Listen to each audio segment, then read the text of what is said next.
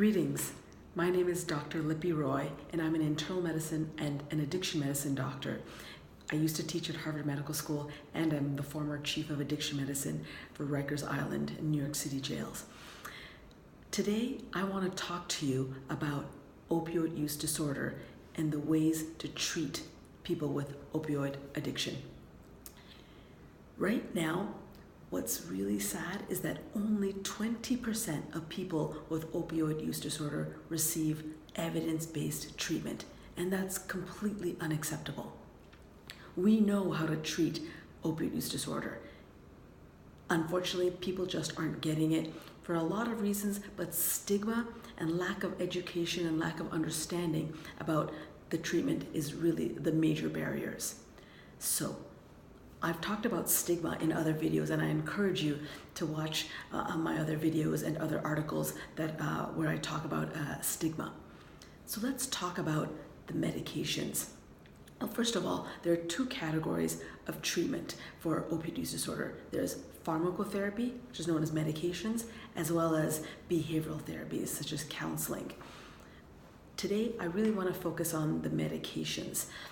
There are three FDA-approved medications to treat opioid addiction: methadone, buprenorphine, which is also known as commercially as Suboxone, Subutex, Sublocade, and naltrexone. The injectable form is commercially known as Vivitrol. But we have the most data and evidence to support the efficacy of methadone and buprenorphine. So that's what I really want to focus your attention on today. A major reason why these medications aren't getting the attention and the access that they need, that patients need, is really it's stigma, it's lack of understanding of how these medications work. So a common myth that I hear is that, methadone, Suboxone, they're going to just substitute one addiction for another. And I get why people think that, because both methadone and buprenorphine bind the same opioid receptor as, say, heroin or oxycodone. But here's the difference. Heroin acts like this and then comes crashing back down. Its action of onset is like 1 to 2 minutes, and then it goes away. And then people need that next hit after a couple of hours. Methadone and buprenorphine don't work that way.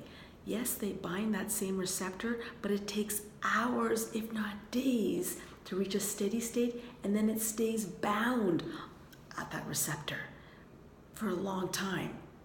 Again, hours, days. The half-life of heroin is like 1 to 2 minutes, but for methadone, it's 10 to 60 hours. This is why methadone and buprenorphine are effective as medications. They stay bound at the receptor, and they're able to decrease cravings and reduce with painful, uncomfortable withdrawal symptoms.